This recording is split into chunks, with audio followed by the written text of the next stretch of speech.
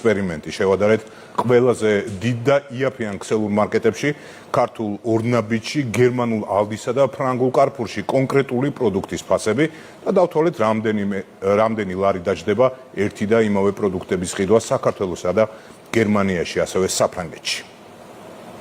პროდუქტების სია საერთაშორისო და ეროვნული სტანდარტების შესაბამისად სამოხმარებლო კალათის გათვალისწინებით შევადგინეთ, რაც მოიცავს როგორც ნიშურ, ასევე პირველადი მოხმარების პროდუქტებს, მათ შორის მაკარონს, ბრინჯს, შაქარს, კიტრს, პომიდორს, კარტოფილს, ხილს, ცილოვან პროდუქტებს, როგორიცაა ხორცი, კვერცხი, მცენარეულ ცხიმებს, რძეს და რძის პროდუქტებს, არაჟანს, კარაქს, ასევე ყავას და ჩაის, ლუდს, ენერგეტიკულ და უალკოჰოლო სასმელებს, ადგილობრივი წარმოების და იმპორტირებულ ტკბილეულს. საქართველოში, გერმანიასა და საფრანგეთში ჯამში 40 კონკრეტული პროდუქტის ფასი შევადარეთ.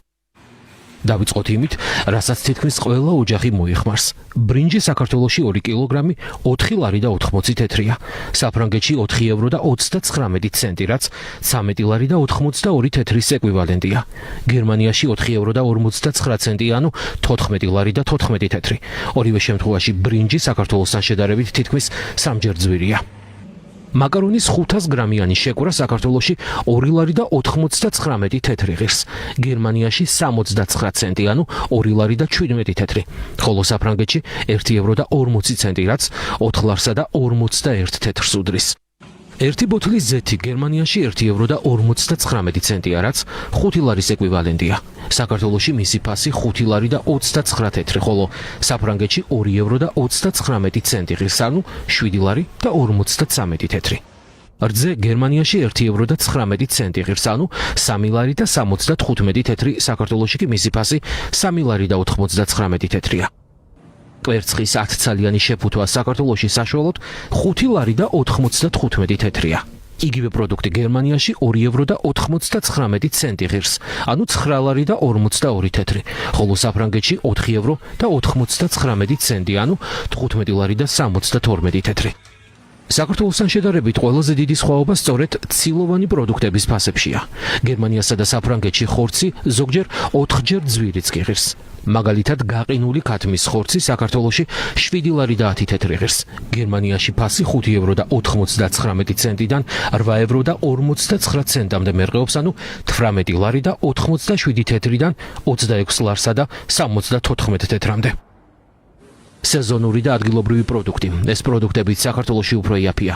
პომიდორი საქართველოში თუ 7 ლარი და 95 თეთრი ღირს, გერმანიაში მისი ფასი 2 ევრო და 99 ცენტი, ანუ 9 ლარი და 42 თეთრი. ხოლო საფრანგეთში 10%-იანი ფასდაგდებით 4 ევრო და 94 ცენტი, ანუ 15 ლარი და 56 თეთრი. 1 კილოგრამ კიტრში ჩვენთან საშუალოდ 3 ლარსა და 45 თეთრს ვიხდით. გერმანიაში კი 99 ცენტიდან, ანუ 3 ლარად და 12 თეთრად მხოლოდ 1 ცალი კიტრი მოგივათ. საფრანგეთში 1 კილო მანდარინის ყიდვას თუ ისურვებთ 10%-იანი ფასდაგდების შემთხვევაში 3 ევროს და 59 ცენტის, ანუ 11 ლარისა და 31 თეთრის გადახდა მოგიწევთ. საქართველოში ამ ფასად 3 კილოგრამი მანდარინი მოგვდის, რადგან მისი ფასი 3 ლარი და 99 თეთრია. გერმანიაში 1 კილო ბანანს 1 ევროთ და 29 ცენტად, ანუ 4 ლარად და 6 თეთრად იყიდით, ხოლო საქართველოში 4 ლარსა და 50 თეთრად. 1 კილო ვაშლის შეძენისა საფრანგეთში 3 ევროსა და 75 ცენტს, ანუ 11 ლარსა და 81 თეთრს გადაიხდით. ამ ფასად საქართველოში 4 კილოგრამ ვაშლს იყიდით. გერმანიაში 1 კილოგრამი ვაშლის ფასი 10%-იანი ფასდაგდებით 2 ევრო და 51 ცენტია, რაც 7 ლარი და 91 თეთრია. საქართველოში კი 1 კილო ვაშლის ფასი საშუალოდ 2 ლარი და 60 თეთრია. 1 ევროსა და 19 ცენტის, ანუ 3 ლარისა და 75 თეთრის გადახდა მოგიწევთ 1 ცალ ავოკადოში გერმანიაში, ხოლო საქართველოში მას 2 ლარად და 89 თეთრად იყიდით. საფრანგეთში 1 კილოგრამ ხავხს 10%-იანი ფასდაგდებით ყიდულობთ 2 ევროთ და 19 ცენტად. ეს 6 ლარის და 88 თეთრის ეკვივალენტია. საქართველოში კი 1 კილოგრამი ხახვი ღირს 1 ლარი და 35 თეთრი. არის კატეგორია, სადაც სურათი ხშირად იცვლება, მაგალითად ტკბილეული.